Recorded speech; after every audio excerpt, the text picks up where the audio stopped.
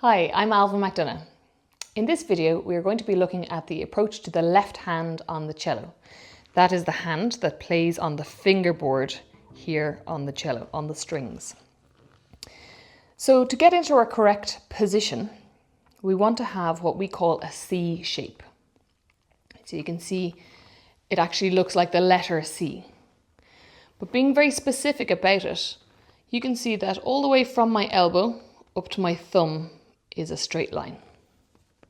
So imagine that we've got our hand out like this, and then you can see I'm just giving you an example this direction, and then what you want to do is bring up the fingers into your C shape. So it's a very strong arch shape, also very like the bridge. That's the reason that that can take so much tension from the strings, because the arch is a very strong shape.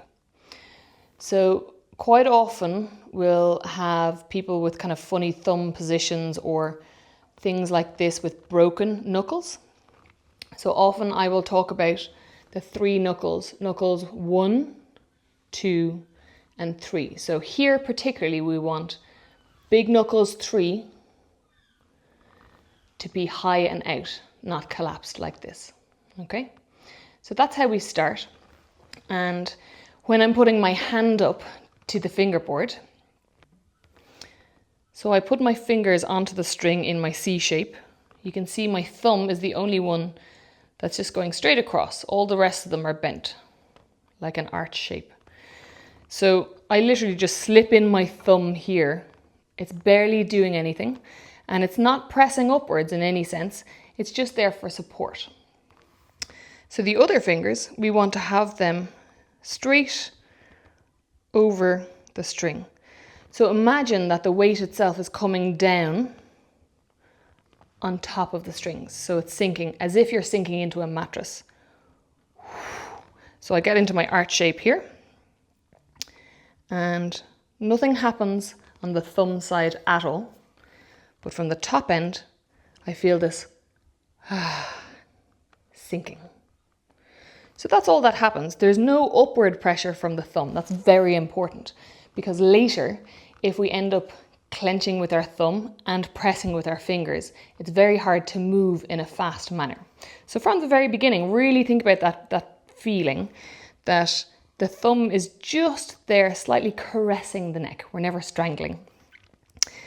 So depending on the string that you're playing, it's a different angle, because the fingerboard is also slightly in an arch shape, just like the bridge. It's mirroring the bridge. So you can imagine that if I put my finger here down on the D string or on the G string, they're quite similar. But for me to get over to the G string, have a look at my elbow here. My elbow has to come up a little bit in order to get on the angle where I can really come perpendicular to the angle of the fingerboard. Then again, if I want to play on the C string, the lowest one, the one that's closest to my neck, I really have to lift my elbow a little bit more to get up and sink in. So on a lot of cellos, you see that there's really quite a strong depression on the fingerboard there. There's a little groove all the way up the fingerboard here.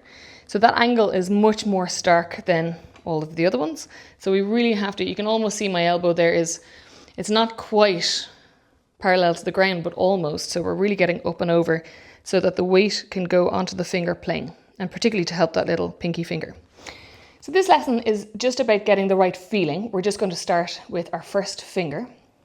And I'm often asked, how do you know where to put your first finger? So let's start on the A string.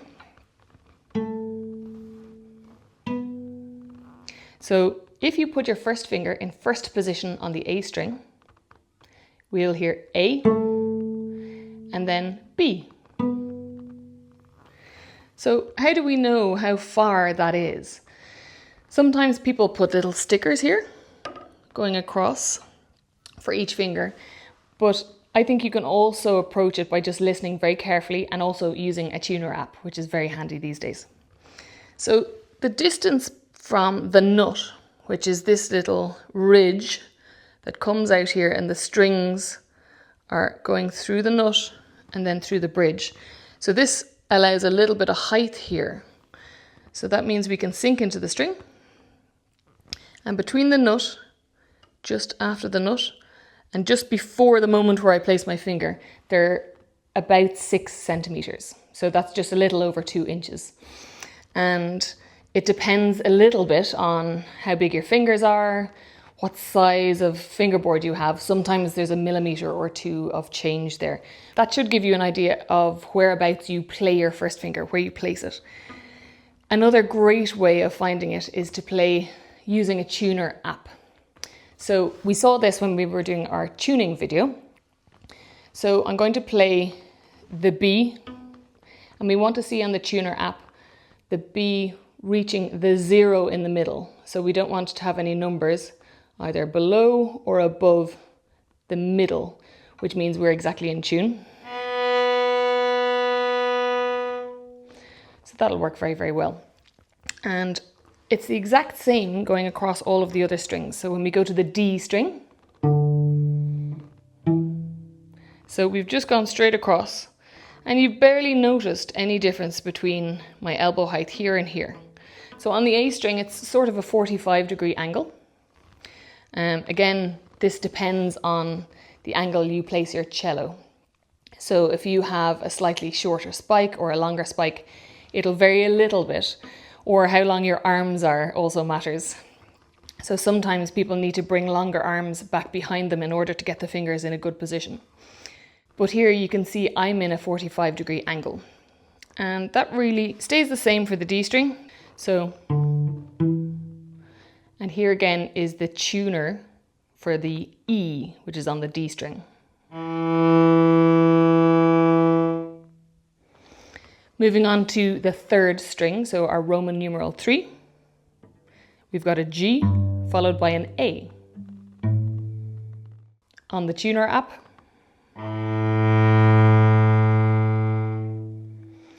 and then finally we have the lowest string, the C string.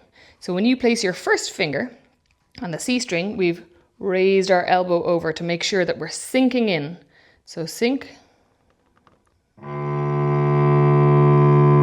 So we've got the C and first finger D. And here it is on the tuner app.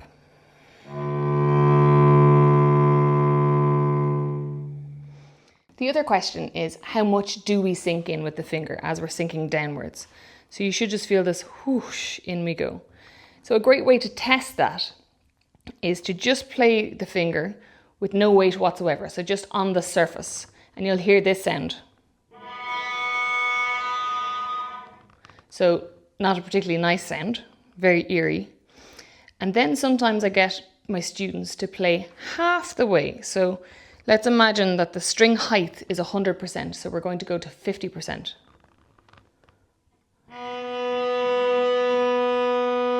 It's very close to the sound we want, but still has this sound. So we want a pure sound. So I sink in a little bit more so I can feel the connection with the fingerboard, but not so much that I feel like I'm strangling or pressing. So that's a good little exercise at the beginning to see what do I need to do to get a really good sound. Of course, the bow has to be going at the same speed. All of those things we'll see in the bow video to get a really good sound. And now for something you recognize, just using the open strings and your first finger. I'll do it pizzicato first.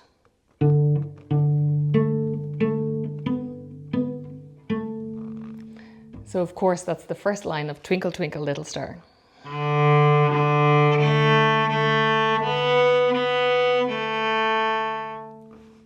You can play that on any of the 2 string combinations. So starting this time now on the G string rather than the D string.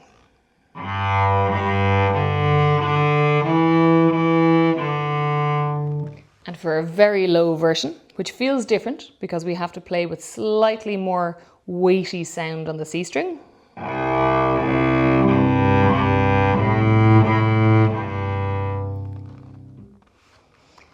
Thanks for watching this video. If you have any questions or comments, please leave them below.